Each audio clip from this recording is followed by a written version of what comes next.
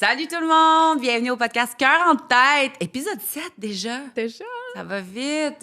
J'avais hâte à cet épisode. J'ai l'impression que je dis tout le temps ça, que j'avais hâte à cet épisode. Il y a beaucoup d'épisodes là, pour lesquels ça me démange du dedans d'en parler. Là. Puis celui-là, je le trouve super important.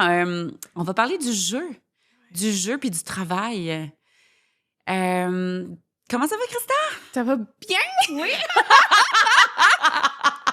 Non, ça va vraiment bien, mais je suis excitée. Puis tout le temps, tu sais, dans les débuts de nos épisodes, des fois, je suis tout le temps un petit peu nerveuse. Là, donc, c'est bien correct si je suis un peu drôle de même. Ça va te prendre un petit moment avant de te déposer. Oui, puis exact. après ça, tu vas être... Oui. En parlant de jeu et mode jeu et mode travail, c'est justement ça. En fait, c'est qu'au début, je suis un peu en mode travail. Puis plus ça avance, plus que mon mode change. Quand je suis ici avec toi à l'intérieur de l'épisode. Ah, c'est vraiment donc, à un moment donné, je me retrouve, puis je suis dans notre bulle.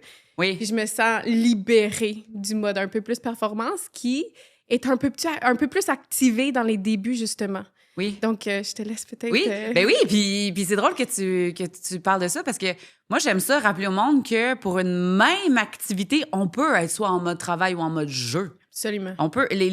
C'est ça, dépendamment de comment on perçoit la tâche ou l'activité ou comment nous, on se sent à ce moment-là. Bref, dans le fond, c'est qu'aujourd'hui, ce qu'on veut amener, vous savez, nous, on aime ça déconstruire des affaires, on aime ça déconstruire des mythes, puis pour pouvoir se reconstruire comme humain. Puis, il y a quelque chose que je trouve qui est important de déconstruire par rapport au jeu, c'est que le jeu, c'est pas exclusif aux enfants. On pense que du jeu, c'est juste... Ça se limite au divertissement. Puis il y en a beaucoup dans notre société, on va le dire, là, c'est une société de performance, qui perçoit le jeu comme étant une perte de temps. Absolument. Fait qu'on veut comme vraiment déconstruire ça pour ramener l'importance du jeu dans notre santé affective, notre santé émotionnelle, notre même... santé physique, là, parce qu'on parle quand on parle des bienfaits du jeu, là, il me vient entre autres le fait de décharger le système nerveux. Absolument. Fait qu'un système nerveux qui est au repos, c'est un système nerveux qui est disponible pour digérer, pour mémoriser, pour être concentré, pour bien dormir. Bref, le jeu est super important. Fait que c'est de ça qu'on va jaser aujourd'hui. Oui, oui. Toi, c'est quoi qui te met en mode jeu? La musique. La musique a une... Puis c'est ça, je vais le redire parce que tu l'avais dit, mais c'est vraiment important. C'est pas l'activité, c'est l'énergie autour de l'activité. Et donc, la musique m'amène dans cette énergie-là où je me sens un peu décrochée ou apaisée de tout ce qui, pour moi, ne fonctionne pas si bien ou de tout ce qui est, pour moi, des tâches ou des choses que je dois faire. Ouais. Donc, la musique est probablement la forme de jeu le plus puissant on va dire chez moi, mais autrement... il y a l'écriture aussi. Puis ça, c'est vraiment drôle parce qu'en fait, quand je suis devenue maman, je vivais beaucoup de choses, comme plusieurs d'entre vous, bien évidemment. Là. Et puis, j'avais peut-être où je sentais moins la place à exprimer. Donc, à un moment donné, j'avais commencé à écrire comme du journaling, mais des blogs. Là. En fait, c'est de là où a commencé mes blogs. Là. Et donc, ça venait vraiment d'une place de l'intérieur qui avait besoin de sortir. Puis ça, c'est du replay. C'est du play, ça. Du replaying. Oui. Et j'avais pas tout compris ça à ce moment-là, mais je savais juste que ça me faisait du bien. Et puis j'ai jamais cru que j'allais devenir écrivaine dans la vie ou que j'allais écrire comme dans ma job, mais en même temps, par la suite, ça a devenu quelque chose qui faisait partie de cœur en tête et ainsi de suite. Mais encore une fois, quand on revient à la notion que c'est pas l'activité, mais c'est l'énergie autour de l'activité. Ouais. Aujourd'hui, si, encore une fois, s'il m'arrive quelque chose, puis j'ai besoin d'une place, puis là, je veux l'exprimer par l'écriture, c'est du jeu. Uh-huh. Ça sort, c'est de moi à l'intérieur, puis ça sort vers l'extérieur. Oui! Oui. Ben, puis c'est ça, tu sais, dans le fond, là, je pense que pour être sûr que tout le monde comprend, on devrait mettre un petit peu des définitions de c'est quoi le jeu, puis c'est quoi le mode travail. Oui, absolument. Bon, mettons le mode travail, là. Oui. Ça, c'est le mode dans lequel on va se trouver quand on a des objectifs à atteindre, quand on a des critères de performance, des règles à suivre, quand on fait quelque chose pour obtenir quelque chose en échange ou pour faire plaisir à quelqu'un ou parce qu'on est obligé de le faire, parce que c'est notre devoir, nos obligations. Ça, c'est... En tout cas, moi, c'est comme ça que je l'interprète, le mode travail. J'oublie-tu quelque chose? Ben, on va dire responsabilité aussi, Ouais. tâche, tu sais, il y a des choses, tu sais, parce que des fois, je trouve que quand on en parle, c'est comme c'est quelque chose qu'on ne veut pas. Mais la réalité, c'est que la vie, c'est... Oui. Il y a les deux modes, Oui. là, tu sais. Puis c'est ça. Donc, même nos responsabilités Ça rentre se là-dedans. retrouvent là-dedans, Ouais. là, en tant que parents. Donc, des fois, on est en mode travail. Ouais. Puis en fait, on appelle ça le jeu véritable. En anglais, c'est true play. Puis là, ben, la traduction la plus proche Du vrai jeu. c'est là. ça, du vrai jeu, là. Pas du faux jeu, là. Du vrai jeu. Le jeu véritable, c'est lorsqu'on pratique une activité, qu'on fait une tâche, qu'on fait quelque chose qu'on fait parce que ça nous fait du bien, qu'on a envie de le faire. La motivation, elle vient de notre dedans. Ça ne vient pas d'une demande externe. Puis, quand on pratique cette activité-là, on a vraiment libre cours à notre créativité, notre imaginaire. Là, on peut même des fois perdre la notion du temps quand on se retrouve dans cet état-là. Moi, ça... quand j'ai commencé, moi aussi, ça ressemble un peu à toi, mon histoire de début là, sur Internet.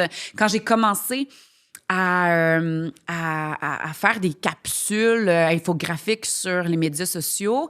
J'étais en congé de maternité. Ma fille faisait des longues siestes, soit au sein, soit sur moi. J'étais beaucoup pris en otage là, pendant des longues périodes. J'étais au Saguenay. On venait de déménager au Saguenay. Je connaissais personne là-bas. Mon chum, lui, il travaillait. Là, son congé de paternité il était fini depuis belle lurette. Fait que j'étais très isolée. Puis...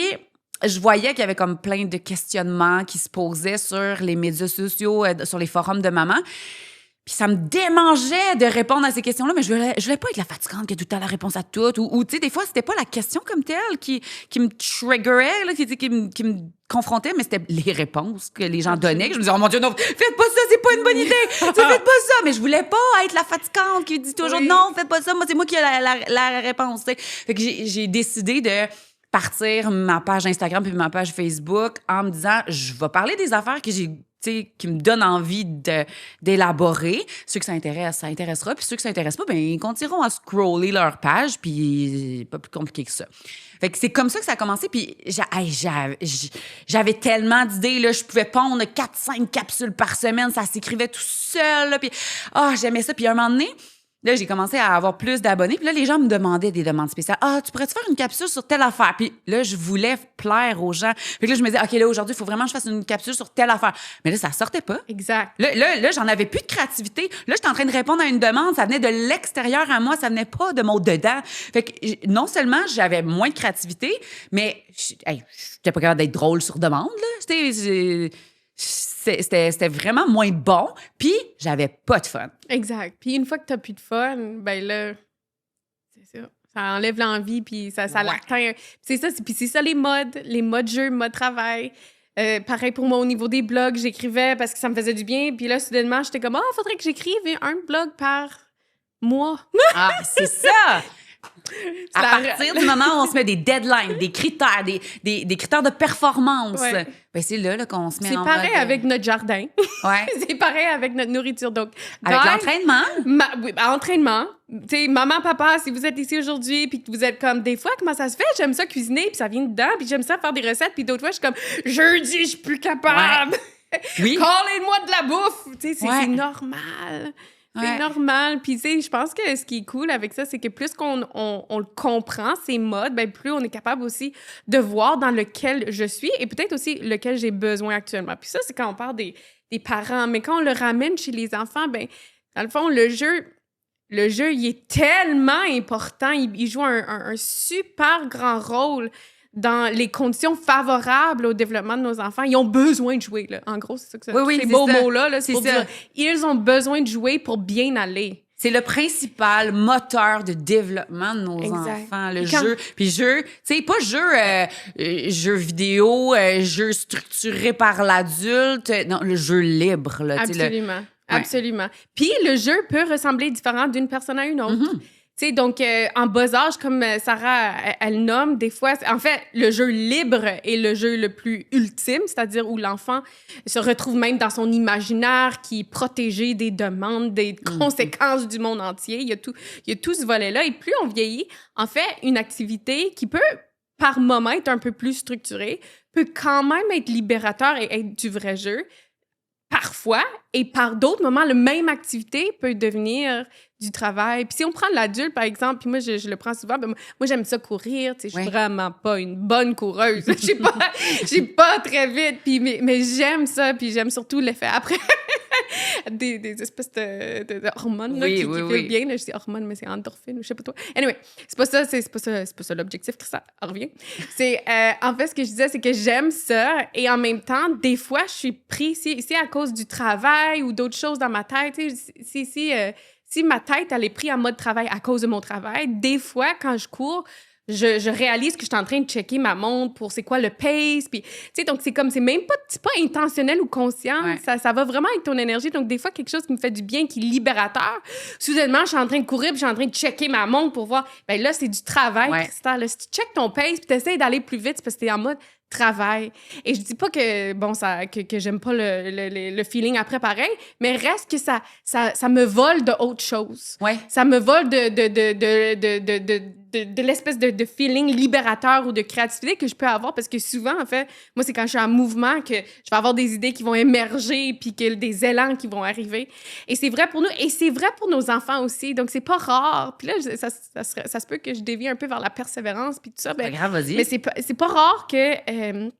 en consultation avec les parents, surtout quand les deux parents sont présents, des fois, le papa, puis là, je généralise, mais c'est ce que je vois souvent, le plus souvent, on va dire.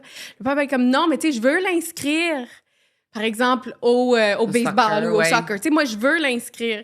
Puis ici, mettons, on parle d'un enfant de 0-5 ans. C'est différent, encore une fois, pour nos enfants qui ont envie de quelque chose quand ils sont plus vieux. Donc, nos enfants de 7 ans et plus, là, ça applique pas tout ce que je dis ici, c'est pas exactement pour eux, là, mais surtout pour nos enfants en bas âge, les papas qui sont comme, non, mais moi, je veux qu'il fasse ça, puis je veux qu'il soit sportif, puis le sport, c'est bon. Puis mettons, si l'enfant est anxieux, là, notre enfant anxieux, là, ce qu'il a le plus besoin, c'est du repos puis un sentiment de sécurité. Ouais. Puis je dis pas que ce jeu-là n'est pas bon pour lui, mais il faut se poser la question, est-ce que c'est du jeu pour lui, l'enfant, ou non? Ouais. Puis moi, là, je reviens toujours à...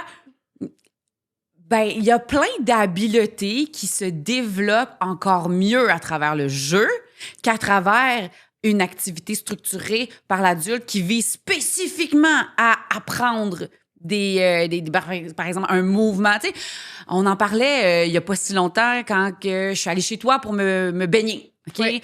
Je voyais ma fille là, qui avait vraiment beaucoup débloqué dans son aisance dans l'eau. Puis pourtant, on l'a jamais inscrit à un cours de natation. Puis moi, j'en ai donné des cours de natation dans ma vie. J'étais monitrice de natation là, pendant 10 ans. Puis je constate que on a beau apprendre une technique pour performer dans un sport, ben juste de jouer dans l'eau, de juste jouer avec un bat de baseball, de jouer avec un ballon de soccer, un ballon de basket, jouer va bien souvent développer encore plus les habiletés. Puis je veux pas parler à travers mon chapeau, mais il me semble que c'est en Norvège. En tout cas, il y a un pays scandinave où c'est interdit pour les enfants d'avoir des sports compétitifs avant tel âge, là. Puis je pense que c'est quand même avancé. C'est comme 10-11 ans, là. Oh. Puis avant ça, parce que mais il me semble que c'est la Norvège parce qu'ils sont super forts en hockey. Puis là-bas, le hockey, puis tu sais, si c'est pas la Norvège, c'est pas grave. Là. Il y a un pays scandinave où ils sont super forts en hockey, mais que pourtant, ils font pas du compétitif avant très tard, qu'ils jouent au hockey. Ils s'amusent. Ils sont dans le jeu véritable. Il n'y a pas de notion de performance. Il n'y a pas de notion, tu sais, de compétitivité, je te donne de l'amour parce que tu réponds à mes attentes, puis parce que tu performes, puis que tu rapportes des médailles, là. Il n'y a pas cette notion-là. Puis, ben, on voit qu'il y a quand même des très bons résultats. Ben oui. Ils sont forts dans ce sport-là. sais. Fait que ça, c'est quelque chose que... Puis même, tu sais, l'école c'est ça, scandinave, j'allais le dire, modèle de l'école scandinave, que les enfants rentrent à l'école à 7 ans. Puis qu'avant ça, on protège le jeu, on joue. Puis même à partir de 7 ans, quand ils rentrent à l'école, beaucoup de leur scolarité se fait par le jeu. Absolument. Puis l'école, c'est ça. L'école, nos enfants sont placés, même si des fois, on utilise le mot jeu là, à l'intérieur du curriculum ou autre, là, mais l'école, c'est un mode, on va dire, plus là, de travail. Ouais. Ouais. Oui. Ben oui, parce qu'à partir du moment où on entre des critères de performance, des règles, qu'il faut que tu te comportes de telle façon, puis que si tu te comportes pas de telle façon, ben là, tu risques de décevoir quelqu'un. Ou tu sais, à partir de ce moment-là, on tombe inévitablement dans un mode de performance puis de travail. Puis encore une fois, je veux quand même amener la petite nuance que c'est pas à cause que des fois on se trouve en mode travail. En fait, le mode travail pour nous les adultes existe et doit exister. C'est-à-dire, on doit compter. Le monde doit rouler. Là. Ouais. On a des tâches à faire. Puis ça va. En fait, c'est ça. On trouve notre équilibre ou notre danse entre ces deux mondes-là. Puis même quand nos enfants un peu plus vieux, d'âge scolaire, c'est OK, là, le mode travail par moment. Puis donc, moi, je veux pas non plus démoniser, c'est Non, ça le mot? ça, on veut pas le travail, mais faut être au courant de ces modes-là parce que c'est cette conscience-là qui va nous amener à capter quand notre enfant est en surcharge ou quand il est trop en mode travail ou quand on le place sans le vouloir en mode travail. Et donc, c'est en comprenant ces différents modes qu'on est capable, encore une fois, d'offrir quelque chose. Mais si, inquiétez-vous pas, là, si votre chum, comme le mien, et des fois, là, à être un peu plus en mode performance avec nos enfants, it's okay. It's okay. Nous, on rattrape à côté, on danse, on navigue, puis on voit. Puis s'il y a quelque chose à adresser, puis on est capable de l'adresser, surtout quand on a les mots pour le faire. Ouais. Donc, tu sais, c'est ça. Mais dans l'essence de ce qu'on dit, c'est que le jeu, il est vraiment important. Oui, puis que, ben, il faut qu'on se pose cette question-là comme parents, puis comme humain, là. Est-ce que mon enfant puis moi a eu suffisamment d'espace pour du jeu aujourd'hui?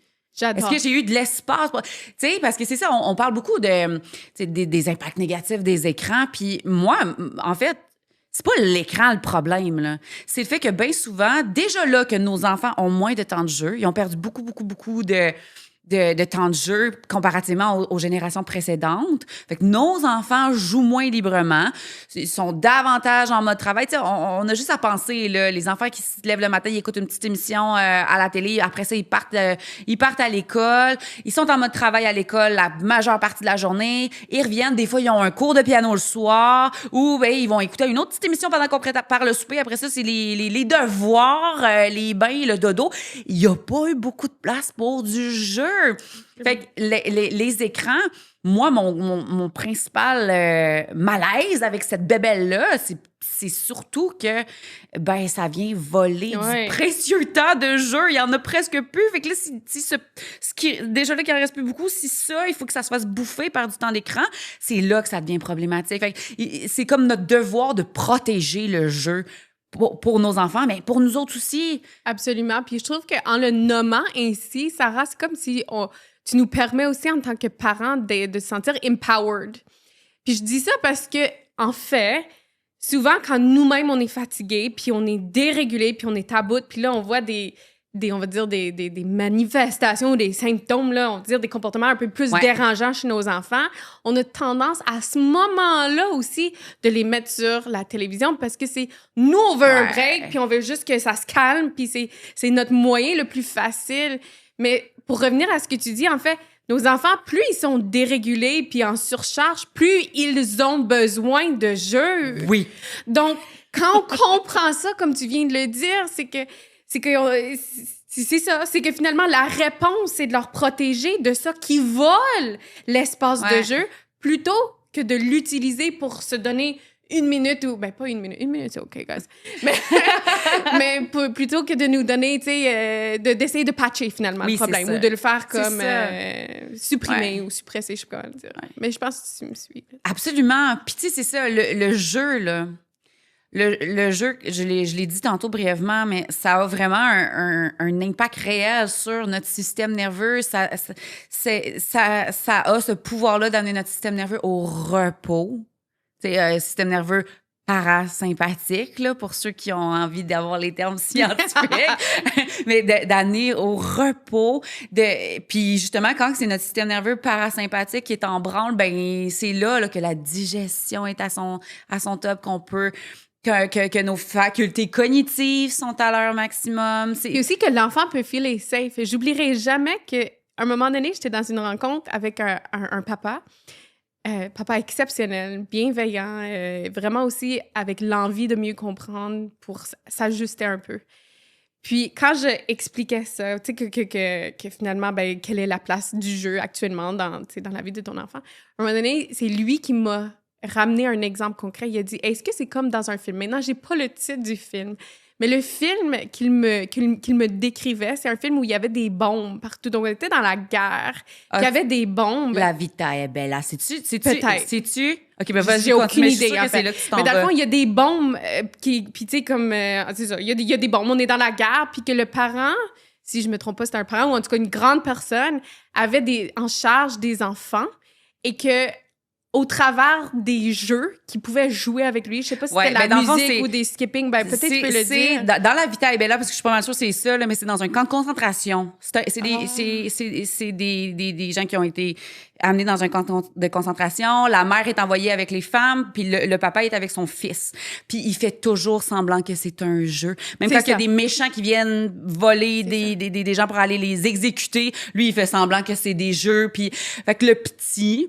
il a pas conscience des atrocités qui se passent autour de lui parce que son père réussit à maintenir le jeu. C'est épouvantable, c'est un film-là. C'est épouvantable. Mais c'est incroyable. Ouais. Et là, cet exemple-là qui m'avait... Je m'excuse, papa, si tu m'écoutes.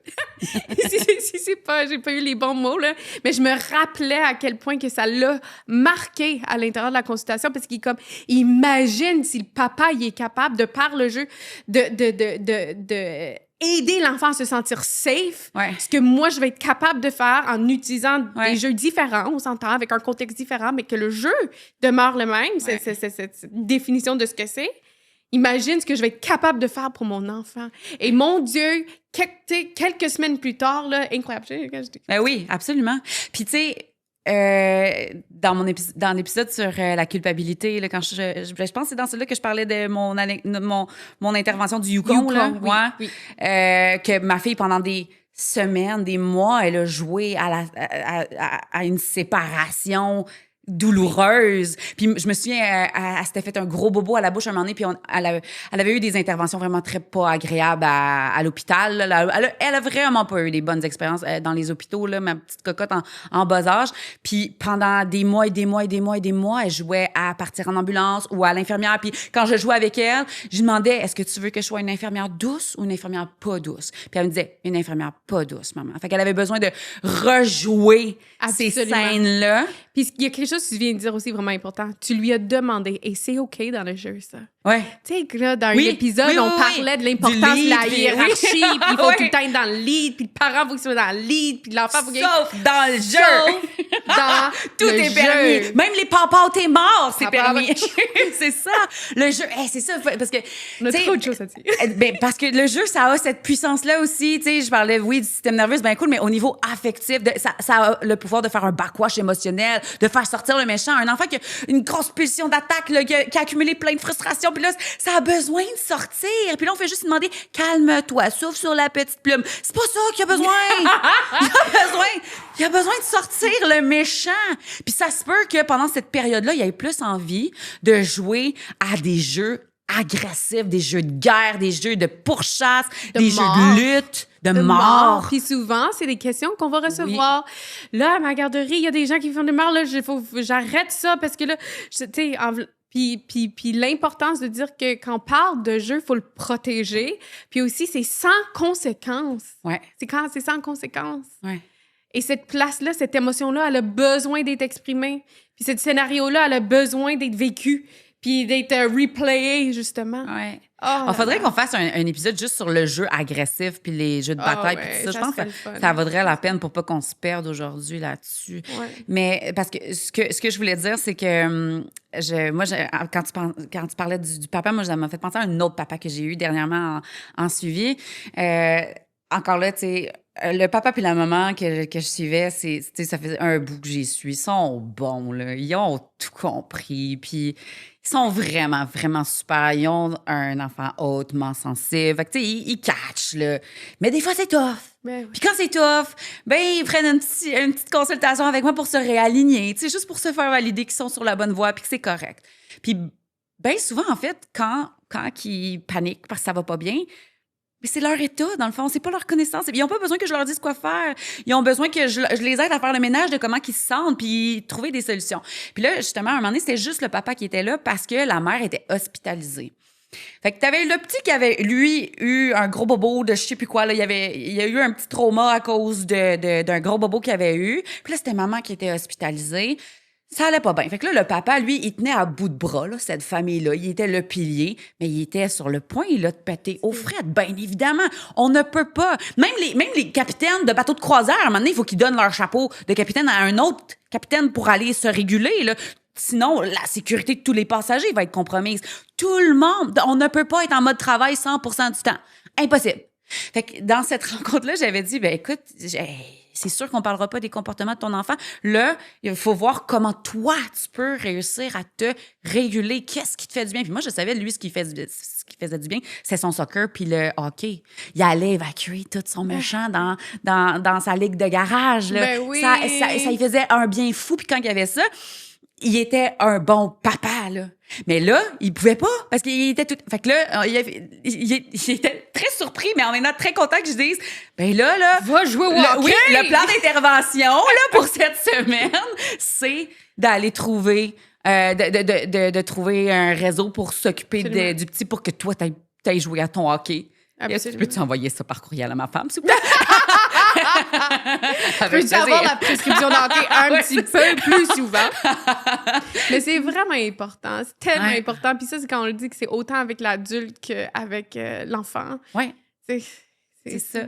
Fait que redonnons au jeu ses lettres de noblesse. C'est tellement important. OK. Fait que ça, je trouve, là, ça en serait un autre bon challenge. Un challenge mensuel mais c'est sur vrai, la plateforme 40 puis tu sais quoi? Oui, puis oui. moi, tu sais, je commit à ce que ça soit un challenge. Oui. Parce que même, je trouve, puis je l'ai vécu aussi, puis je l'entends beaucoup au travers des différents échanges avec les différents parents, c'est que des fois, quand ça vient très lourd ou quand c'est intense, en fait, c'est une des choses qui prend le bord en premier. Oui. Mais oui, on pense que c'est pas important. Exact. Alors que c'est crucial. Exact. Puis la forme du jeu peut changer. Donc, ensemble, dans le membership, entre autres, on va pouvoir... parce que je sais qu'il y en a plein qui nous écoutent, qui disent « OK, je veux bien rajouter du jeu. » Mais moi, je sais même pas c'est quoi mes passions. Je m'en souviens pas. Je suis qui, moi? Exact. C'est ça, quand on devient parent, bien souvent, on s'oublie.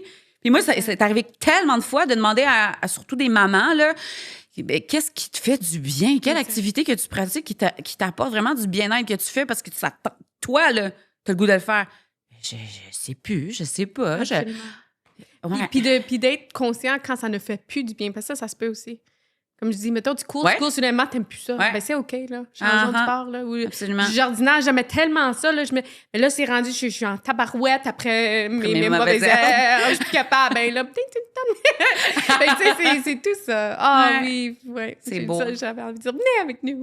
Oui, venez nous rejoindre. On va continuer cette discussion-là sur le forum Cœur en tête. Merci. Fait qu'on se revoit au prochain épisode. Yes! Bye!